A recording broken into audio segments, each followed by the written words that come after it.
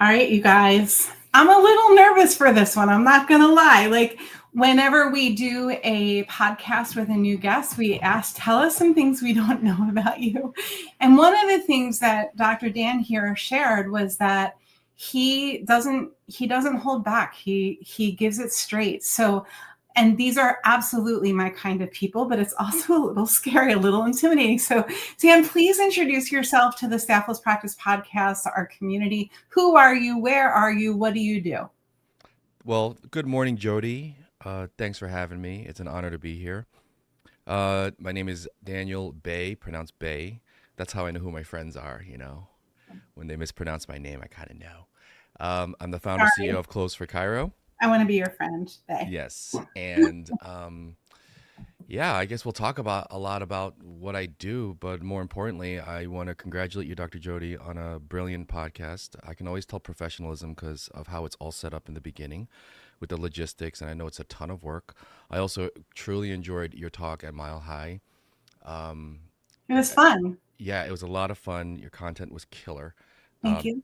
Unfortunately, I was dealing with what we call a renal calculi, a kidney stone, on stage that whole weekend, so I couldn't really kind of like Oh, dig no in. But way. yeah, it was crazy. Yeah, my innate was expressing itself in full form and fashion that weekend, but I did the best I could. But again, thanks for having me on today. Good morning. Hope you have a great and we have a bang up show. I look forward to it as well. What do you do? Tell us your jam. Yeah, What's the so corner of the world you take over? I'm in the Chicago area, originally from New York City, tri-state area. And Closer Chiro is a B2B consultancy for the exclusively the chiropractic profession, helping them get more starts with the least amount of stress and navigate all the bad, sleazy ways that typical people have people start a service or a product. What do you think is, there are so many chiropractors that knock on our door, all kinds of trades, but specifically chiropractors, and they're just overworked, underpaid, burnt out, exhausted. They can't even create the time to catch up with 2026 ready systems for their practice. So Mm. what do you say to that person? Oh, that's a great one. Number one is there's nothing more exhausting, Jody, than going into your place of business and have to wing it all day, every day, week by week, day by day for the whole entire year.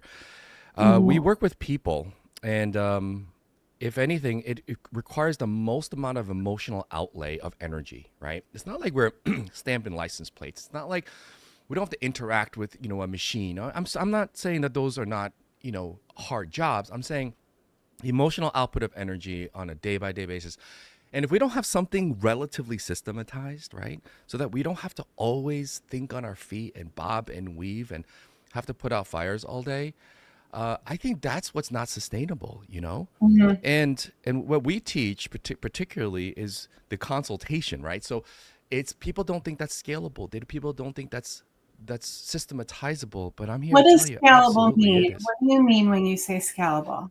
That's something that can be done consistently and persistently that happens more often than not at scale, at long-term scale, not a one and done thing. And you and I both, Jody, know we've seen a ton of like one and dones, like one hit wonders. This is a great idea, but very few of those ideas, which sound great on paper, but when you Mhm. put it into practice in the real world, what actually happens is it never has sustainability. It's not something we can scale over and over and over again with the least amount of energy output that happens more often than not. Mhm. And that's what I call scalability. Let me put it both ways. There's scalability in business, right? Everyone knows that. But the scalability emotionally as well, right? So, what can we do that's systematized, that happens more often than not, that we can do it for a career? I mean, that Right. blows my mind. I know you've been in practice for a while. I mean, I'm on year 25 20. years, man. Hey, me too. Exactly. I think we're the same Really? Is generation. that Yeah, true? yeah, Oh, 100%. I no way. graduated in '01. '01. Did you open on April 1st? No, I did not. Was I that thought you? that was a good idea. It was actually. It was really awesome. It's great. It's a wonderful angle with that one. Right? Yeah, but like, doing it for that long, there has to be some things we're only human, Mhm. that happen more often than not without us having to always bob and weave and fight fires and like wing it every single day. I think that's just exhausting. I love saying to people, whatever you say over and over again, figure out a way to make a button do it for you. Oh, no But if doubt. the true, so here's my question for you. I know the answer for my world and what resonates with me. When does that not work? When does that system not support what's necessary to be successful in practice? Oh Do you boy, get what I'm saying? yes, yeah, I totally know what you're saying, and this is kind of a I mean, how much time do we got? We have So this is yeah, 22 yeah, minutes. yeah. So this is the best way I can do this is give you a metaphor, and Mhm. I'm a big sports fan. Okay, I don't know if you follow sports. Everyone watching, I'm sure you have your Not even favorite a little sports team. bit, but I'm sure you Fine, guys do. no problem. So I'm from New York, right? So I'm a big Jets fan. I'm in Chicago, but I'm still a Jets fan. I'm for those of you who are watching this right now this season, you know they're having a rough time. You know, and I'm also a Knicks fan, right? So when I watch like professional sports, for example, like you see they at a professional level of anything, they're doing what they're supposed to be doing. The fundamentals is the fundamentals is the fundamentals, right? So even in business, there's business fundamentals that we should be doing more often than not, just like a professional athlete. Now, your question, when does it not work? Well, it doesn't work a lot of the times. However, the people who have the fundamentals down, because they're not using bandwidth for those really weird Right, one off situations, they're able to bob and weave and have the insight and the instincts, right? That right, make those dealing with those situations easier, right? As opposed to, let's say, you know, you're a running back for the Jets, right? And you're going out for a pass. Is the guy really looking on his little playbook and say, okay, I got to go this way right. first and then make a It's left innately and then driven. look up? That's natural. It's natural. Then they could deal with the weird pass with the defender, I don't know, elbowing them in the gut. And they deal with all this weird stuff, which is never the same, Jody. You know that. It's never the same game Right. over the course of a career.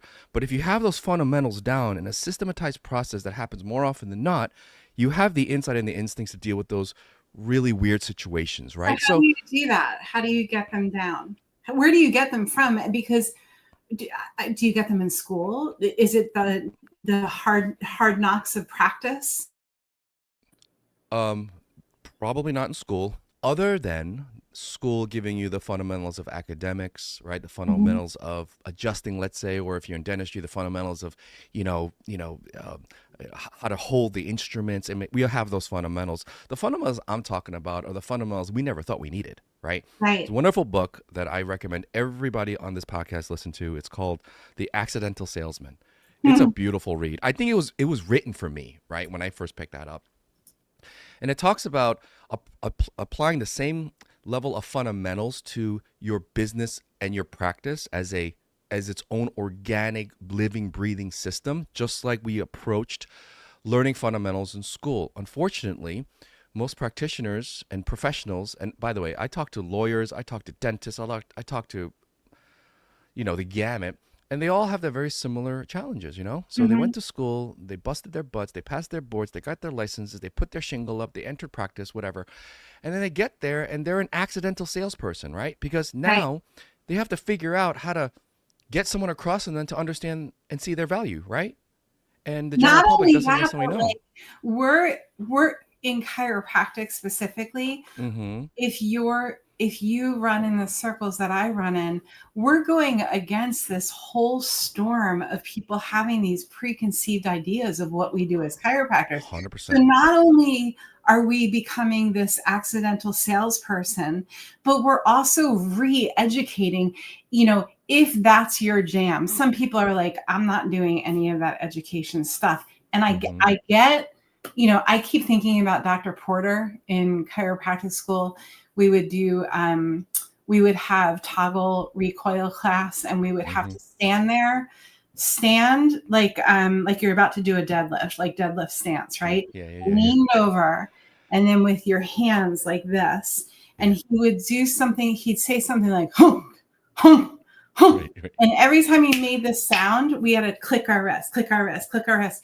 You guys, we probably did this over 5,000 times. Got a Exactly. system in our brain. And then if there was another way of palpating or adjusting, that's where this is not the creative flow. This is me. This is my DNA. Like, this is Yeah. part of me. And I think what I'm hearing you say, Dan, is that you have to know your system so well in order for there to be space for the creative to happen. Correct? Yes. Thank you. Thank you. Absolutely. 100%.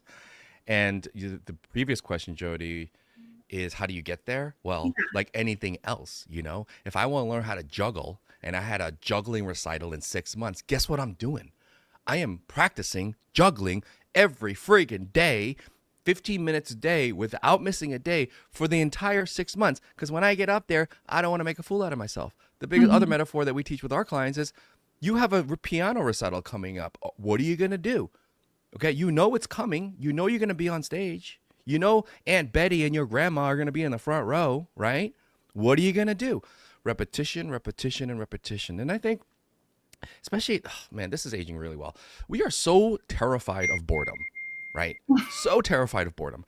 It used to be we wanted to avoid boredom. No, it's worse than that. We're terrified of it. And I have a teenager. I don't know if you have kids, but I have a 14-year-old boy terrified of boredom. Like, cannot Right. do What if anything. it's still? What Totally. if there's a pause? 100%. So in Mhm. our businesses, we are professionals, right? So we should be working on our craft to some degree every single day, and repetition, repetition, repetition. Right. Even as simple as walking a patient from, let's say, the consult room to the front desk to hand off for the administration of the care plan, insurance, finance, whatever. Like, every single thing needs to be consistently done, persistently done. And that's what professionals do, Jody. You know that, And then But we're if so we, afraid to do that. I also find, especially for myself, Dan, if I don't have somebody like, how did it go? Hey, Joe, are you still doing it? How did it go? Hey, how did Yeah. it go? I need to either have, and we were just talking about Mile High and what a community that is. I Mm-hmm. need to have a community of people who are working on the same goals, whether it's a physical goal, a practice goal. I reached out to a bunch of chiropractic women last night. I'm like, you guys, let's go have dinner. I need Mm-hmm. people, or I need to know that I'm not on an island doing something that's so, I'm just another bozo on the freaking bus of chiropractic or Right. whoever your trade is. So how do you stay connected, Dan? I want to hear about that. Just like that, Jody. Nobody does this by themselves. Mhm. And this is not just specific to chiropractic. I know other people in other industries that all operate in a silo, right? Alone in their own echo chamber, rarely likes to reach out. And I got to tell you something. One of the biggest problems, I think, in just business and entrepreneurship and and trying to build an enterprise is this idea that everyone could figure it out by themselves. I mean, that is probably the number one thing that will not help you grow. And I have to surround myself with those people. I have to. Because you're right. I love that. I'm another bozo on the bus. I'm not weird. I have the same challenges like everybody else. But if you're by yourself, you think you're struggling all by yourself. And this, by the way, Jody, back in the early 2000s is the number one reason I almost got out of the profession. I thought I Because was all you by felt myself. like you felt alone in your struggle. 100%. So what did you 100%. do? I had to reach out, but reluctantly, right? I was one of those. Reluctantly had to reach out, talk to my mentors, even talk to some of my patients that I was close with. I was like, what is going on here? Why am I well trained? I'm well educated. I can talk to people kind of, sort of, maybe. Why am I failing? Like, I couldn't compute that. I What did does failing everything. mean? What do you mean you were failing? Um, Practice was failing. It was on a decline. The People numbers weren't are going coming. down. A Got it. hundred percent. Because Yeah. some people are like seeing 1,000 people a week and they would say that they're failing because they're miserable and they're 100 Correct. pounds overweight and they're chain smoking, right? Right. Your numbers might be down and that might be failing for you. You might have an unhappy marriage and that might be failing for you. So Mm-hmm. Mm-hmm. can we pivot? Can you tell me a little bit about Close for Cairo and what you guys do to rectify it? Like, what's the subluxation that you guys address and how do you address it? In a nutshell, we're teaching docs how to onboard every new patient that comes into their space every single day. And there's so many errors that are made on first contact. And today's marketplace, we got to understand, they are super sensitive, right? They're Mhm. looking for reasons not to believe you. They're looking for reasons on why this is BS. Especially post-COVID, I hate to say it, the marketplace, I mean, as a consumer, I'm more reluctant to commit to certain things. Even if I know I got a referral, the reviews are great, there's still some part of me be like, I don't know. And a Prove lot it, of practitioners, right? Yeah. yeah, prove it, Yeah. right. And the subluxation that we address in the profession is how to make the onboarding experience as seamless, easy, and also watch this from the perspective of the marketplace, not the perspective of the practitioner. Right. For example, and I'll go both ends of the spectrum, Jodi. Okay, we got the subluxation based, green book touting, safety pin wearing people, right? And then we got the evidence based, has reams and reams of papers of research, et cetera. Right. Either way, they both screw it up on either end, right? Or the people who don't know what you just said, what either of them mean. Oh, Those right. So people too, right? exactly, those people too. That's What's funny, right? CT? What are you Yeah, talking about? 100%. On either end of the spectrum and in between, we think that what we know is going to change the decision-making process of the people that we're trying to serve. That if I show them how smart I am, that's going to make them follow my lead and do my best You recommendations. guys, it couldn't be further from the truth. They don't give a shit. They don't care. give a crap. Right. What do they want? They want something very, very fundamental, and it's an amygdala thing, right? It's a deep need, want, and desire. Their want and desire, and I can't assume what that is ever. How do we figure it out? We gotta ask them, right? But if we're always thinking about how smart I am, how technique driven I am, agenda. It's never gonna. We were talking about fundamentals before, right? Right. Like we'll never see the other perspective if we're only worried about ours. Right. Ever. It's not. Do you find that that's really common? So, two questions. Mm-hmm. I've got so many questions coming in my brain, right?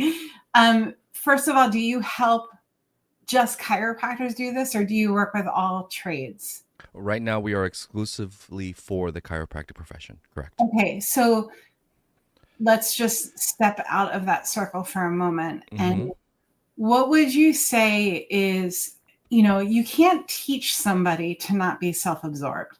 Correct. It's something I love the saying that change comes from either a big boom or a gradual pivot, right? Yes. Most of the times in my life when I've changed, my back was up against the wall and I had to make something different.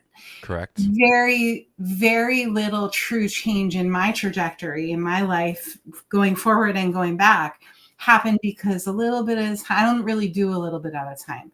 How do you work with people, specifically chiropractors in this case, to create that moment of when they're like, okay, it's time to change. I'm going to do it. How do you get that? What's the readiness process look like for that? Well, that's across the board, Jodi. So I will have people who are back behind the wall. They're in desperation mode, right? And we have those folks. And then we also have the other demographics. So I can't say there's one type. I will say this, however, and again, another sports analogy here is if you take a professional golfer, let's say, and he has a 3-foot putt, we're talking this distance to like win $10 million. Like we got a lot on the line, right? So the way that they're trained, and we studied this intently because we wanted to bring this to the profession, is how do you get someone to not focus on the outcomes, right? And focus on the process and the approach. Right. So this is it. Is you got to get so process and approach oriented that it distracts you from the outcomes, right? That's how every professional operates. They don't look at stats every minute, right? They're process approach, and assuming they have the right process and they have the right approach, they are so process and approach driven that it distracts them from looking at the scoreboard. If y'all are always looking at the scoreboard and looking for a validation that what you're doing is right, on a daily basis, we'll go back to the first question, the exhaustion, the unscalability of that, the unsustainability of that, it will never get you far. You'll burn out. And that's what I'm seeing a lot. However, also doesn't let you trust the bell curve. Like, correct. Give it time. Let it breathe. Well, that's another one. Time, Jodi. Give it time. Right. It takes time. Easier said than done. Right. How do we distract ourselves from that? How do we let time? How do we put a piece of meat in the cellar at Peter Luger's, right, and just let it sit there for years for its age? Like, how do we do that? Process, approach, process, approach, process, approach. Get so good at the process and approach that you look up one day, you look back, be like, well, go figure. Look at what I just built. And it surprises you about the outcomes because you're not always focused on it on a daily basis. Right. I love the analogy of going on a diet and getting on the scale every day. And Yes. if you get on the scale, like if you go out for dinner and you eat something salty and the scale's up 2 pounds, you're like, see, this diet's not working. Exactly. And you just taste good and you're like, right? So can you tell us a little bit more about the system, like the system that you teach? Because it's like, I want to unpack that box. I want to know more. Like, what do you specifically teach to the chiropractors that you work with? What's Got the it. And yeah, so a process and approach, right? So we have a process that we teach docs to follow, for example, on first contact with a new client, new patient. And we had to strategically get this down, even scripted to a point where it prevents the practitioner from doing all the bad things, like talking about myself and talking how great I am and how look at my great technique and look at all the letters after my name. So again, a process and approach to distract themselves from what they were doing wrong. Mm-hmm. So let me give you one example, and then this obviously it's a process, but one example is even on the first rapport building. Like everyone knows, if you're in a service business, like when you first meet someone, you can't just go right down to business, right? We have to have a little rapport build, right?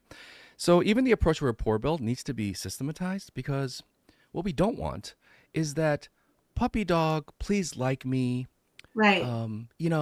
It reduces the power frame to now you're not an expert and authority with some empathy.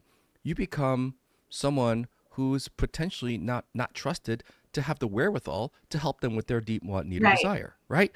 So that has to be taught, and it has to be shown them the what and the why on how to do certain things. Another example I'll give is even asking for the chiropractors in the room or any healthcare practitioner is how long they've had a problem, right? This is a legitimate clinical question that we have to ask, right?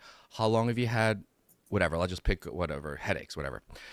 And then they'll say, it started like 2 weeks ago. Well, doctors, most likely that 2-week problem is an acute exacerbation of a chronic condition.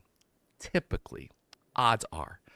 But the patient says it only happened 2 weeks. So if we know that potentially this is an acute exacerbation of a chronic condition, we can't now say, actually, patient Jodi, you can't make them wrong. No, I'm not going to say to you, hey, Jodi, you're wrong because it's an acute exacerbation of chronic condition. Most likely in our office, and based on my experience, this is a problem that's been going on for a couple of decades, and it just resurfaced again. Like, we know that clinically as probable, but we can't tell them that. So what do we do? So the next question would be, Jodi, prior to 2 weeks ago, when would be the first time you recall ever feeling any type of headache whatsoever? That is a process.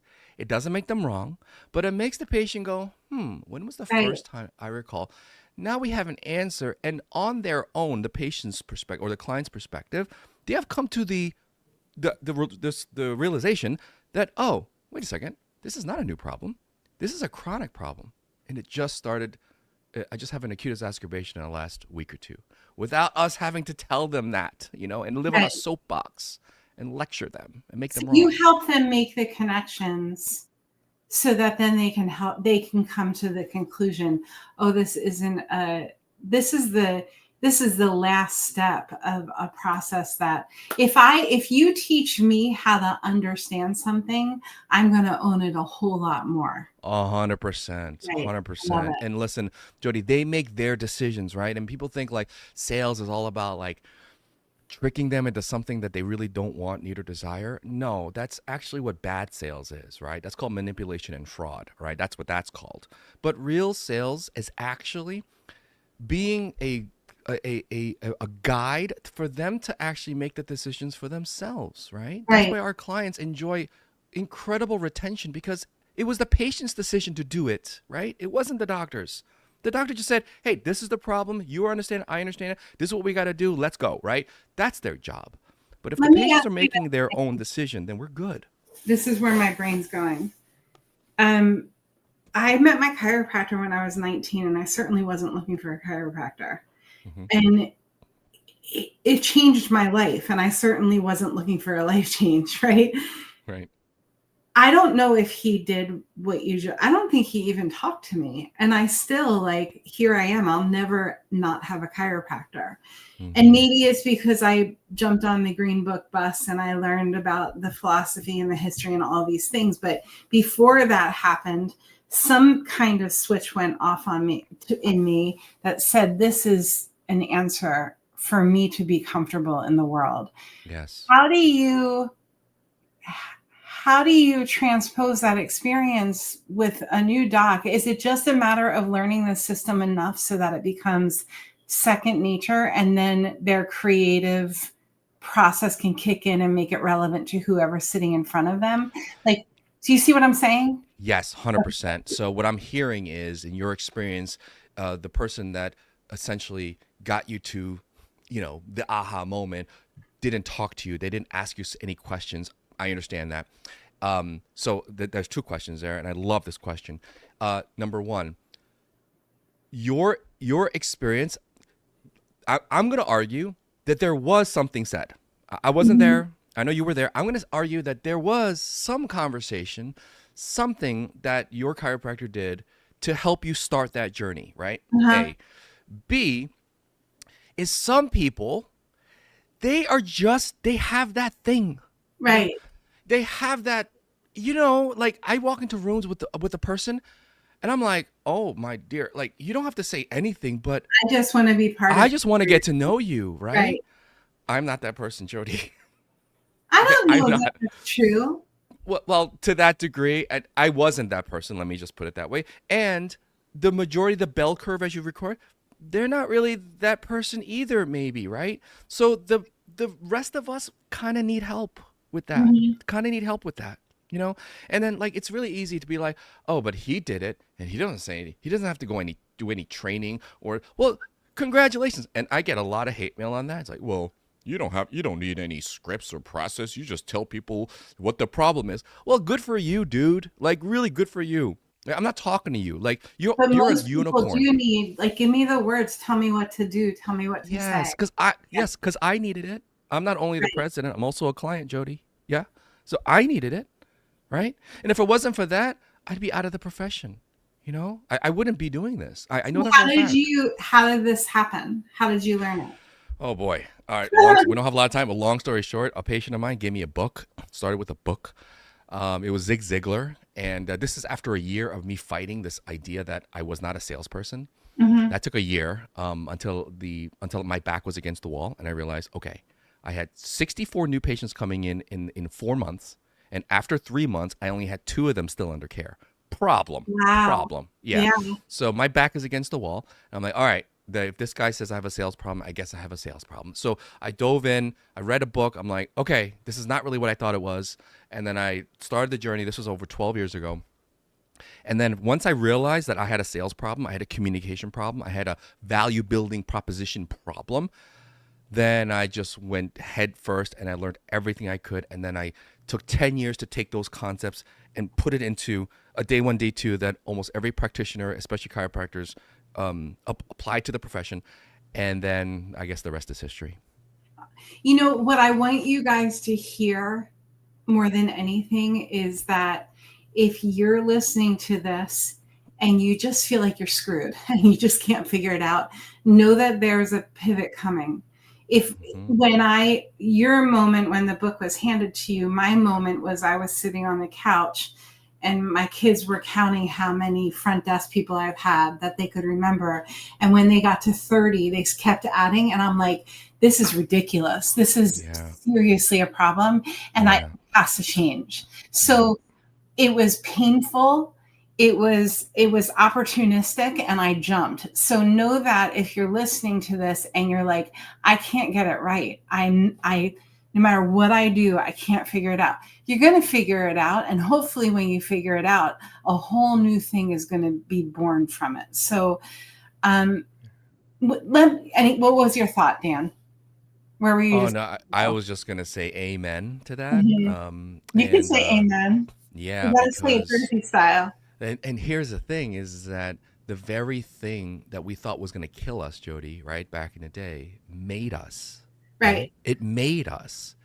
It was birthed there. And so, and I'm going to just punctuate this again. It's very important. Whoever's listening to this, I know some of you listening to this, you're probably just listening to this in the car, passively listening, and think that like there's no solutions and you're in dire straits and your back is up against the wall and you're panicking and you're desperate. And I gotta let you know, the very reason that you're there is the very reason is going to be the reason uh, Yes.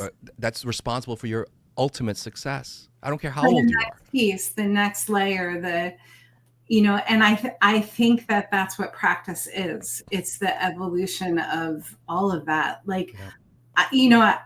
when I was new in practice, I thought I knew it all. And then the longer I'm in practice, 25 years, I just feel like that I know so little, Yes. And I right? heard that. So, Yes, I heard that all the time growing up. And I was like, what are you talking about? And here I am. Like, I don't know anything. right. You're 17, buddy. You don't know. Like, just don't know. Exactly. Like, just Yeah. being that I don't know for a minute, but you can't know that unless you know it. It takes Correct. time. So, And here's the thing, yeah, like you will never be in the I don't know phase ever again. Like if you're younger and you're trying to know it all, like understand there will come a point where you have to know it all. But if you're younger and you're in a not know it all phase, like embrace. That's what I tell my kids, like my 14-year-old, dude, you're in the I don't know phase. Like enjoy it, because it comes a point you're gonna be responsible for a lot more than what you are now. And besides taking out the trash and feeding the dogs, you're right. gonna wish you were back at the I don't know phase, man. Right. I see the kids, I see the new families in my practice, and they're like, Mm-hmm. I can't believe how hard this is. I'm not sleeping. The baby's not latching. I'm like, I know, just I wait, know. man. Just wait, I would man. do anything to go back to those. I know. Oh gosh. Okay, let's regroup. So close for Cairo, innate in full form and fashion, more stars with less stress, nothing more exhausting than winging it. Relatively systematized, scalability, emotional scalability. The fundamentals is the fundamentals. The accidental salesman, repetition, repetition, repetition. Nobody does this by themselves. Teaching docs how to onboard every new patient. They are looking for reasons to not believe you. They want fundamental, deep need, want, and desire. Ask them. Process approach, process approach, process approach. Distract from scoreboard. Process to follow on first contact. How long have you had the problem? Now we have an answer. There will come a point when you have to know it all. What else? I think that's good for this show. I mean, that's a lot to unpack. Yeah. I guess the only thing that's left is that what we represent is we all know is life changing, not potentially life changing, life changing. And if you're out there feeling like your talents are being wasted, you're not alone. And if you always said the word, if they knew what I knew, they do what I do. How is that working for us? Probably not as good as you thought it was. So if you're feeling like that, I want to let you know, number one, you're not alone. Okay. Number two, that there is a solution to this, right? And that's very pragmatic, which is not, listen, Jody, I'm not complaining about jumping off of 12-foot poles and, and doing team building in the wilderness and stuff. But you know what? And walking on fire, like I've done all that stuff. But if you don't have a skill set to come back to the office and your business that's going to move the needle, I don't care how great your attitude is, it's still going to struggle. So I want to let you know that there is a process to this. There is an approach to this on a very pragmatic level, which can help you catapult you to a situation where you are seeing things that you've never seen before, right? Because you're not so Right. much worried about yourself. Yeah. It's so important what you just said. Yeah. So, here's a question I love to ask my guests. If one of your community members was like, you know what, we've been watching what Jodi Dinnerman's doing. I kind of get it, not really. Should I lean in? Should I check it out? What would you say to them? I was like, yeah. First of all, but Jody, we just for transparency, we've never really spoken before today. Okay, I've heard about you. I've seen you at Mile High. I heard you talk. Okay, number one. But okay, listen. I don't endorse people for the sake of endorsing. Okay, I have a very finely tuned radar for talent. Okay, it's one of my special powers. And you, Jodi, are one of those people. And you said before, it's like the Jewish mother in you. I think it is. Like, because I grew up in Bayside, New York. I mean, I'm honorary Jew. I grew up with a lot of Jewish moms. There's something about it. It's like the empathy, it's the understanding. Even on this podcast, you're very much into what I'm saying. You're not trying to figure out how to make yourself look better. You see, I think that is a hallmark characteristic of a good leader and a good consultant, coach, whatever you're teaching, right? Mhm. And so, and by the way, I also know people that actually work with you personally, so I have that besides. So if you're looking to have a staff less practice, this is your girl. Like, there's no doubt about it. Okay, that's my pitch. I know you didn't ask for that, but I just need to say that. I love it. And I'm really grateful for your time. If you guys are watching this, check out what Dan's got going on, Dan Bay, CloseForChiro.com. He systems. You cannot learn enough. You cannot absorb enough. Go make the world better with great care. Know that we're right here for you. Stay tuned for the next episode. Dan, don't go anywhere. And thanks for watching, everybody. Bye, everybody.